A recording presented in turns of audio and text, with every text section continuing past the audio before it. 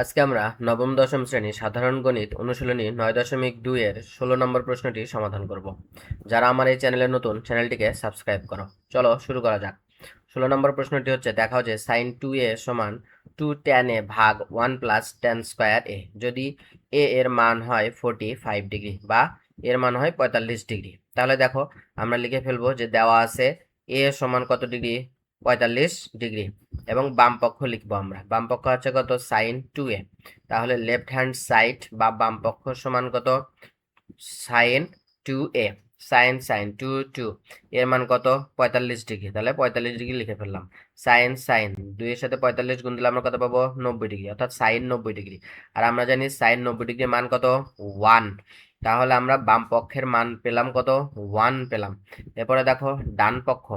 ডান পক্ষ বা right hand side সমান 2 tan a ভাগ 1 প্লাস tan স্কোয়ার a।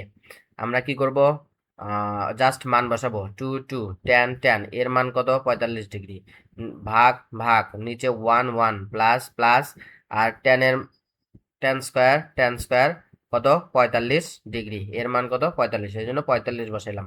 আর আমরা জানি tan 45 ডিগ্রির মান কত, 1।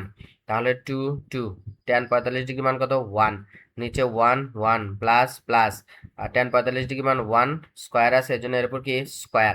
তাহলে দেখো 2 আর 1 গুণ দিলে কত, 2, 1 1 প্লাস প্লাস 1 এর উপর স্কোয়ার দিলে কত, 1। তাহলে আমরা কি উপরে পাবো 2 আর নিচে 1, 1 প্লাস 1 যোগ করলে কত হবে, 2 হবে। তাহলে দেখো এই 2 আর এই 2 কি যায়, কেটে যায়। তাহলে আমরা কি পাবো, 2 আর 2 কেটে গেলে আমরা পাবো কত, 1। তাহলে দেখো যেহেতু বাম পক্ষ এবং ডান পক্ষের মান কি সমান, বাম পক্ষের মানও 1, ডান পক্ষের মানও 1, সুতরাং আমরা বলতে পারি বাম পক্ষ সমান কি ডান পক্ষ দেখানো হলো। ধন্যবাদ।